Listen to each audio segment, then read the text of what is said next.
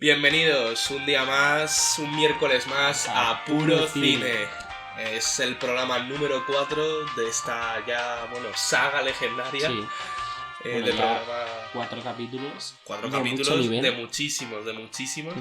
Y hoy traemos, no solo hoy, sino que el programa de la siguiente semana, temática Ridley Scott. Traeremos muchas porque es un grandísimo director. Seguro. Que hay que mencionar antes que nada para también un poco resaltar la naturalidad de este programa, que en los 2 episodios anteriores decíamos convencidos que las películas del Último Duelo, que es la que traemos hoy, y la de La Casa Gucci, que va a ser la de la próxima semana, eran de Nolan. Sí. Y son de Ridley Scott. En fin, problemas de improvisar en directo. Sí. Problemas del directo, exacto. Y pues nada, para corregirlo y hacemos oda a 2 peliculones que nos han gustado bastante. Vamos a comenzar con El Último Duelo. Y de hecho vamos allá con el tráiler. Vamos allá.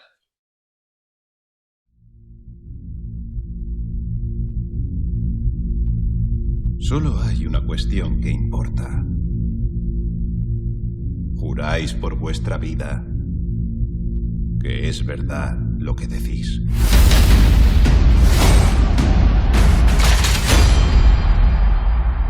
Mi padre me dijo que siempre me sonreiría la fortuna.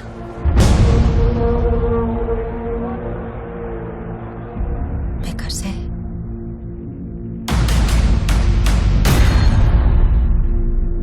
Fui una buena esposa.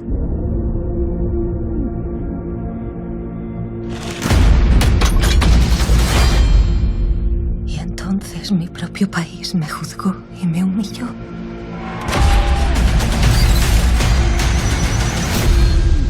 Ante todos vosotros afirmo que he dicho la verdad.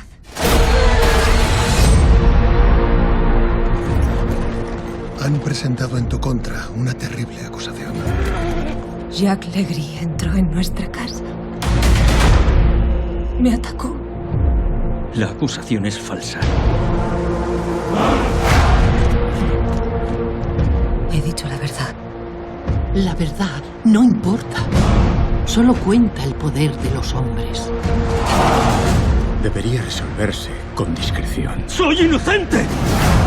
Solicito un duelo a muerte.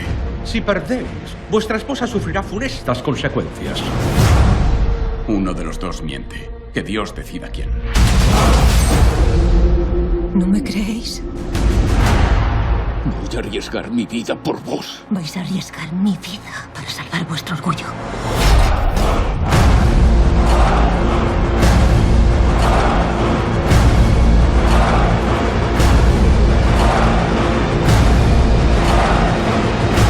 La pena por levantar falso testimonio es que deberéis ser quemada viva. No pienso callar.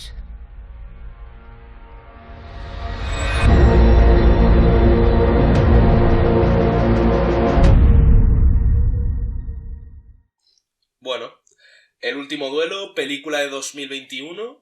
Director Ridley Scott, 2 horas y media de duración, para mí quizá un poquito largas. Sí. Un poquito largas. De hecho, he oído que se comentaba que era un mensaje que se podía haber transmitido, puesto que sea muchas escenas repetitivas, pero luego lo comentaremos luego.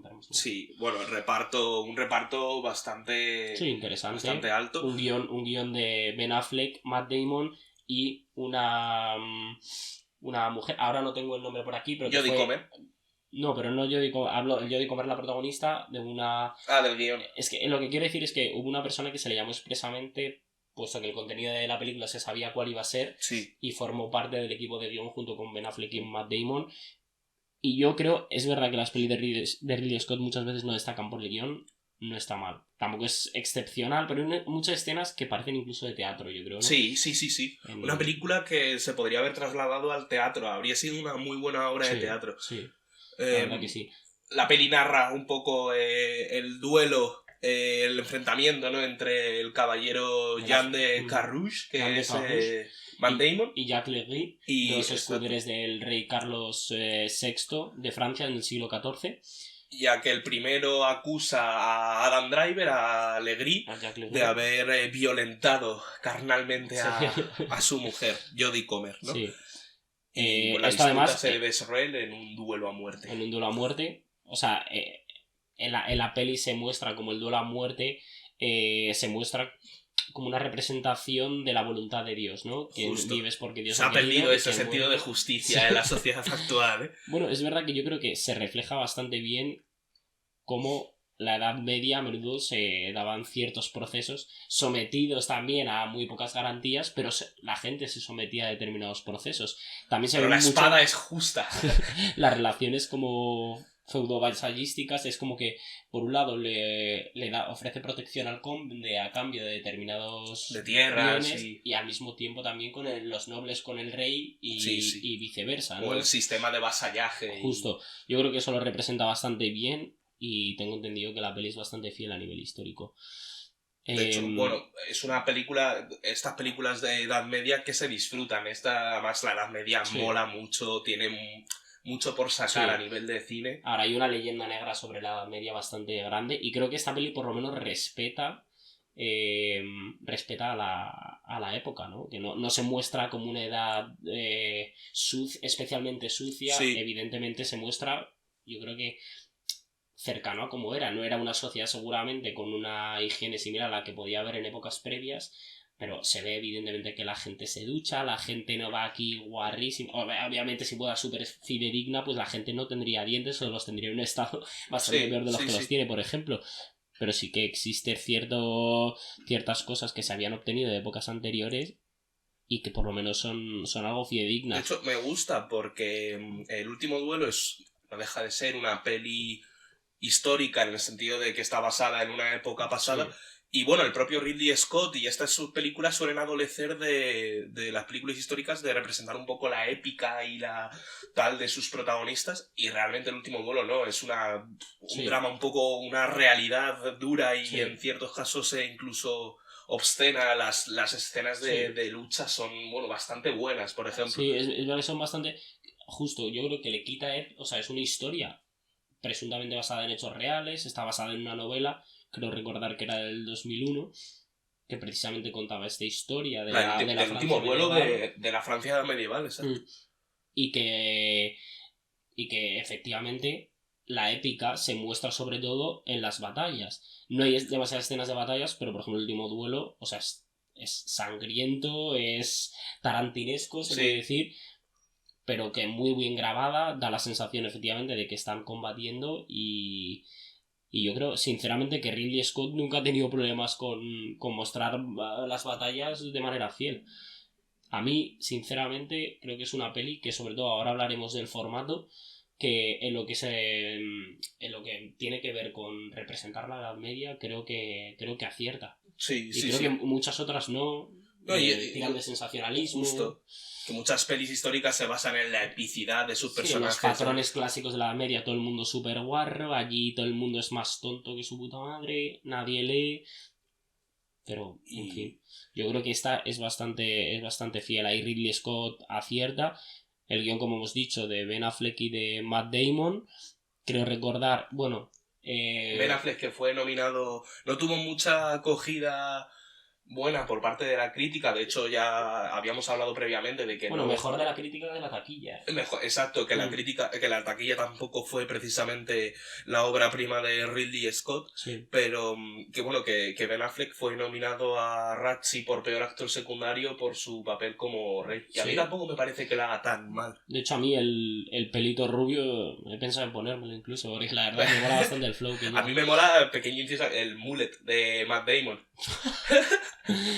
Bueno, si tú quieres representar a alguien analfabeto, que es un poco el perfil de personaje que le pones ese mullet con coletilla aquí. Es clásico americano el interior, vamos, estadounidense el interior. Me gusta esa doble faceta porque claro, representan a Matt Damon como el valiente, el guerrero luchador, tal, pero que luego no es muy letrado, no es muy culto, y luego está Adam Driver, que también es buen luchador, tal, pero que es como muy buen gestor, administra bien las fincas que le dan en propiedad.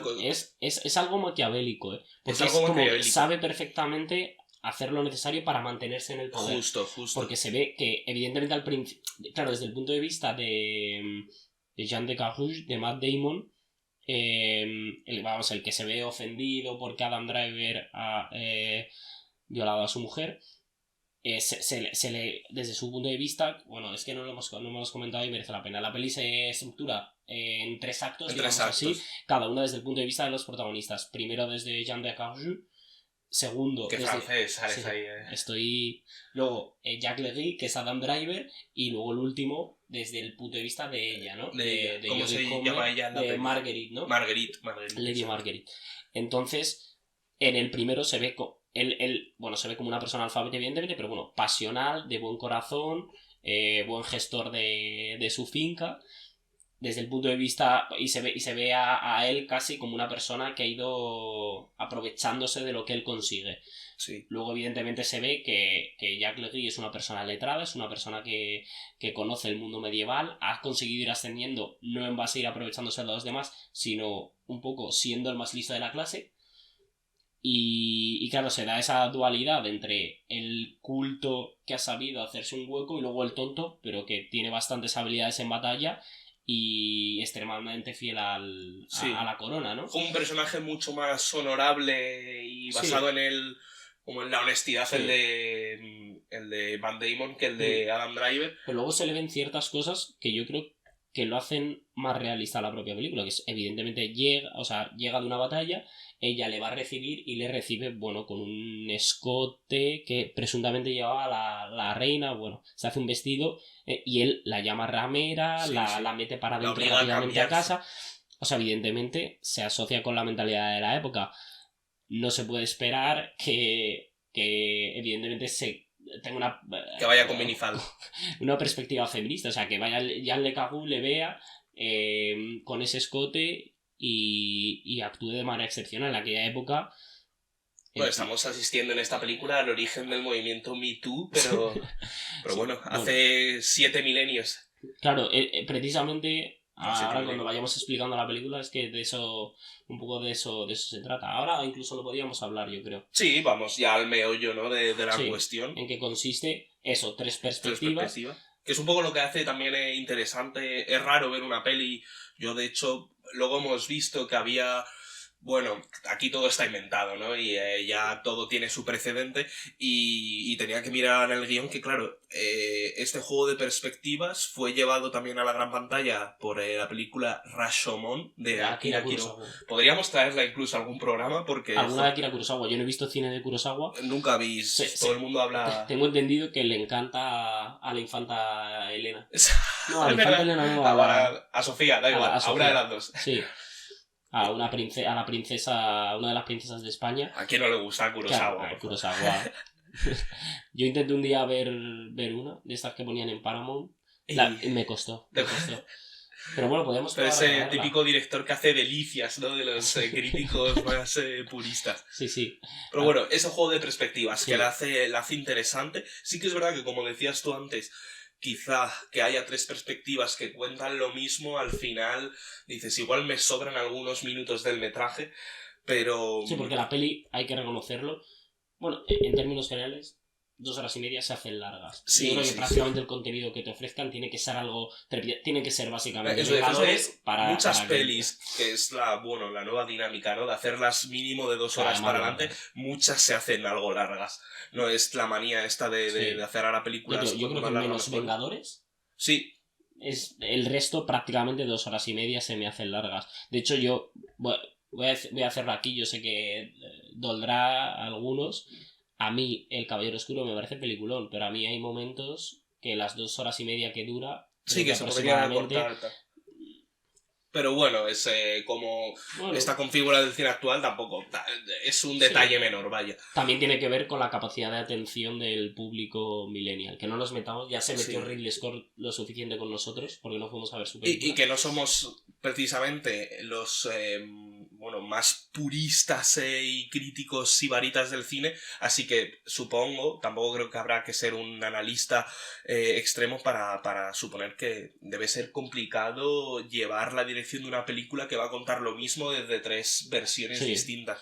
y me gusta ese juego un poquito de la verdad, ¿no? Aburrida. Y no se hace aburrida. Digo, se hace algo larga, quizá alguna escena repetitiva, pero no es aburrido, porque estás tratando en todo momento de ver cómo concibe determinado personaje esta escena, y yo creo que está bien construida, la peli es coherente, y lo más importante, yo creo que consigue, fíjate, transmitir un mensaje feminista, no de una manera burda, sino se entiende, creo que cala, como tú has dicho, o sea, es claro que es una peli denuncia, que es como un antecedente de estos movimientos Me Too que ahora están... Pero bueno, además, admitido por el propio director, o sea, no... sí. Que además que el feminismo no se inventó en el siglo XXI, me refiero a mujeres fuertes, capaces, que han denunciado situaciones que ahora mismo es incapaz que somos incapaz de prever el sistema actual. Se ha hecho siempre, solo que antes evidentemente se veía como algo anómalo y ahora se han integrado porque es natural en una sociedad igualitaria. Sí que es verdad que el tercer acto de la peli, que es el de ella, lo cuentan como la verdad, no la versión, y sigue siendo una versión. Para mí, de hecho, lo que tiene de guay la peli es ese juego de las verdades, que es un tema actual, aunque esté basado en la Edad Media o en la época romana, el tema de quién lleva la verdad, cómo definimos la verdad y quién la aporta, y también un poco el precio de esa verdad. Juegan con ello de que evidentemente dan por hecho que la declaración de la víctima es verdadera, y de hecho hay una escena muy, muy interesante que yo creo que es un poco también lo que ellos en el fondo quieren transmitir, y es que no puede estar sujeta a duda las declaraciones de una víctima de violación. Se ve, por ejemplo, cómo le avasallan en una suerte de juicio en la que se duela la muerte delante del rey, y le hacen preguntas completamente absurdas y fuera de lugar, como si disfruta el acto sexual con su marido. Claro, esto... pensemos en la época, siglo XIV, pero otras épocas que se pueden perfectamente extrapolar a lo que podría ocurrir ahora, ¿no? Focalizarse en la víctima en vez de en el agresor. Y aquí pasa igual, de una manera un poco quizá más bestia, ¿no? Porque estamos en un sistema judicial del medievo, pero... Claro. No, pero se ve por lo menos que hay un procedimiento, como ella la avasallan. Ella, además, con la particularidad de que él es el que decide batirse a muerte. Sí. O sea, que podía haber sido sometido a juicio, ¿vale? En la que efectivamente un juez determinara si él es culpable o no. Que habría quedado en nada porque habría sido la verdad de uno contra la verdad de otro. Claro, él decide batirse a muerte, dejarlo a la voluntad de Dios y a expensas un poco de cómo se desarrolle eso, pero con la consecuencia de que si muere Jean Le Carrou, su marido, ella también morirá por mentirosa. Exacto, teniendo justo en ese momento en el que está embarazada. También me parece otra que de eso las les pareciera justo a la gente de la época, ¿no? En plan, venga, vamos a darnos de hostias y quien gane es quien lleva la verdad por la gracia de Dios. Siendo además, de hecho, yo lo que creía que iba a pasar, porque, bueno, spoiler, o sea, me refiero, son podcasts con spoiler, no tengo ni que avisar. ¡Que os calléis! Vamos a poner un triangulito. Parental advisory. Justo. Gana Jean Le Carrou. Evidentemente, supuestamente, ellos dan por hecho que Dios le da la razón a ella. Se van como líderes, pero él recibe un par de puñaladas que está desangrándose. Yo lo que creía que iba a acabar es él muriéndose. Él muriendo también. Entonces, ¿cómo iban a dirimir eso? Efectivamente, ella tenía razón cuando mueren ambos. No sé cómo lo hubieran apreciado. Yo creía que iba a morir. De hecho, cuando están así, digo, este va a morir y acaba. No sé, ¿tú qué crees que hubieran hecho? Si hubiera muerto Si hubieran muerto los dos. Si hubieran como inventado... si nos metemos en el personaje de... No sé. Voluntad de Dios, no sé. Matamos a la matamos. Matamos a ella y al niño. A todo el mundo que se olvide. Sí, bueno, decapitar al rey, en eso se resume la película. Sí, pero mira, también en eso mola. No se les ve como hiperbrutos. O sea, evidentemente disfrutan de una batalla a muerte. Pues a mí me parece violenta la peli, las escenas de lucha. Bueno, hay una, de hecho, con Matt Damon que coge la rejilla de malla y empieza a matar a puños a... Sí. O sea... Me parece sangrienta en cierto momento. Violenta. Entiendo que supongo las batallas se desarrollarían así, evidentemente estás pegando con otro, estás luchando por tu vida, eres violento. Sí, no, claro. Pero, o sea, se somete a un juicio, había una serie de procedimientos, una serie de garantías. garantías. Sí, no, por supuesto.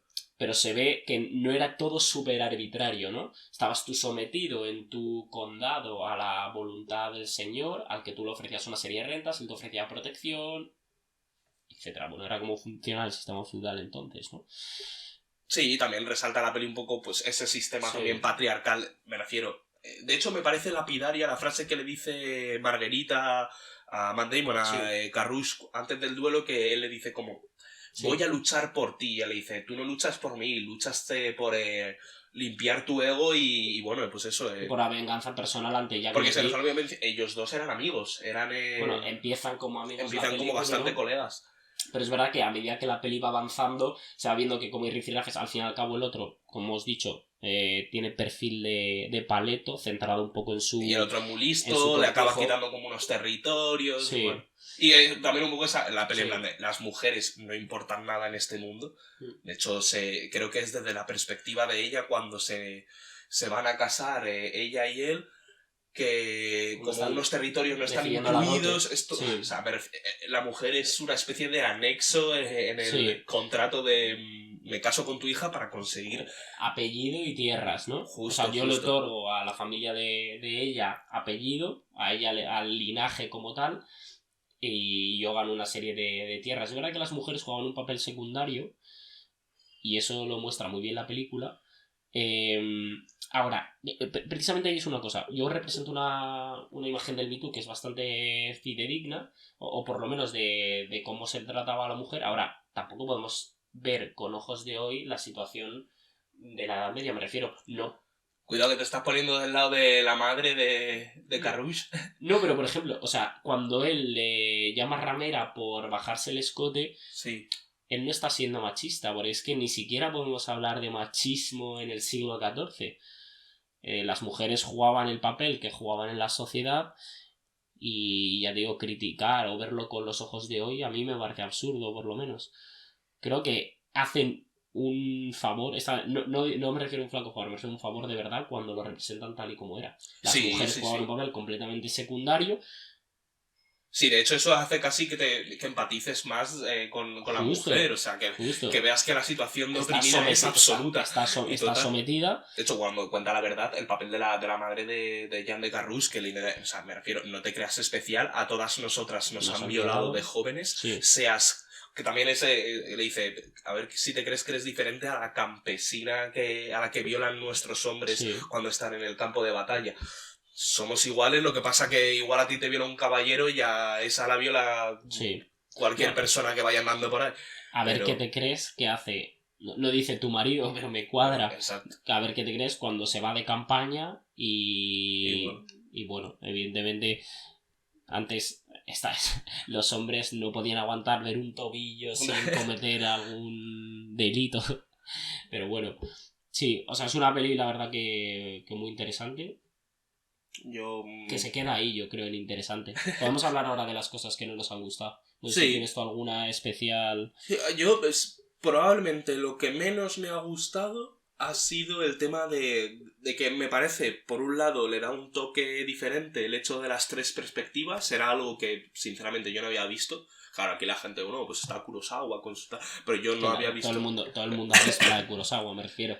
Debemos ser los únicos que no la hemos visto, güey. Pero sí, o sea, ahora que recuerde una peli tan centrada en eso, en explicar tres versiones de una misma historia, tal, no recuerdo así, me parece interesante esta perspectiva, pero quizá eso también hace y provoca lo que menos me gusta de la peli, que es demasiada extensión, redundancia en ciertas escenas que no necesitan más explicación.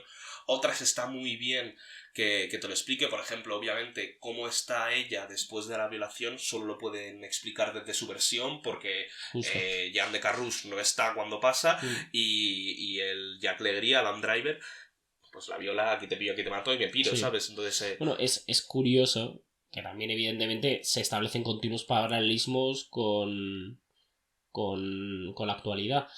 Él, al terminar de violarla, dice una serie de palabras como no lo hemos podido evitar, amor mío. O sea, él evidentemente lo asocia que está completamente enamorado y y que ha sido como voluntad de los dos el tener esas relaciones. Sí. De hecho, cuando está defendiéndose ante el conde, que es Ante precisamente Ben Affleck. uno de sus mejores amigos, es como...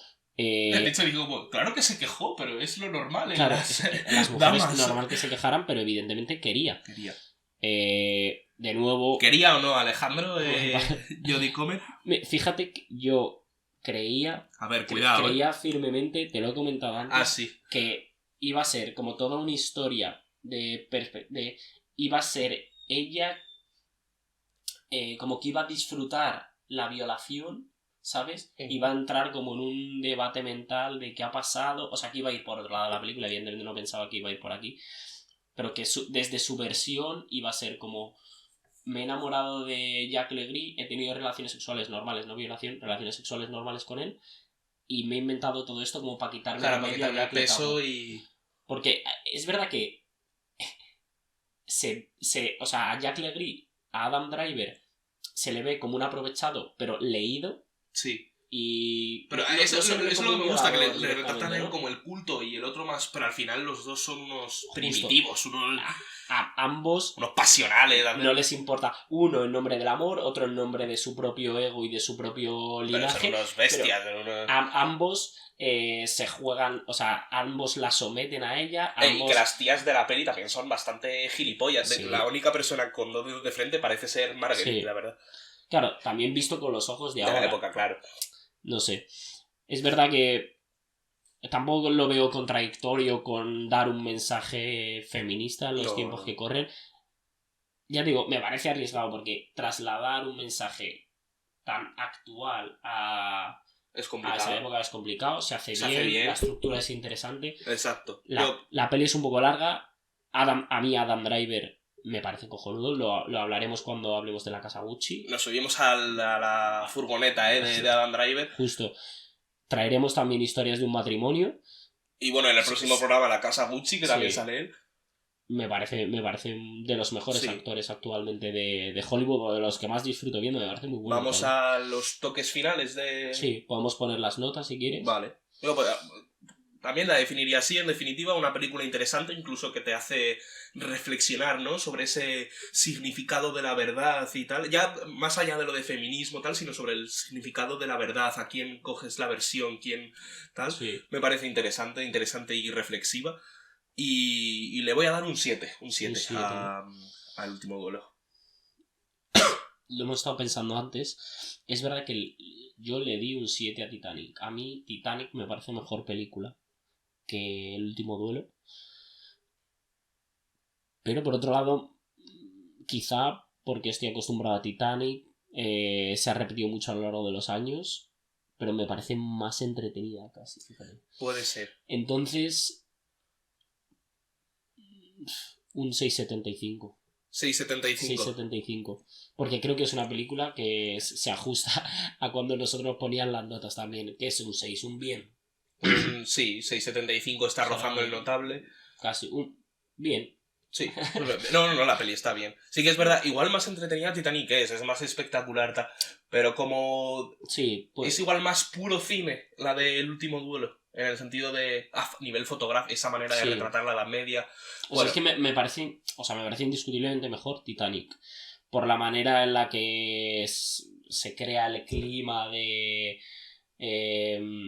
urgencia cuando chocan contra el iceberg, la manera en la que se ha construido la relación amorosa. O sea, me parece mejor película. Además que no se te hace tan aburrida.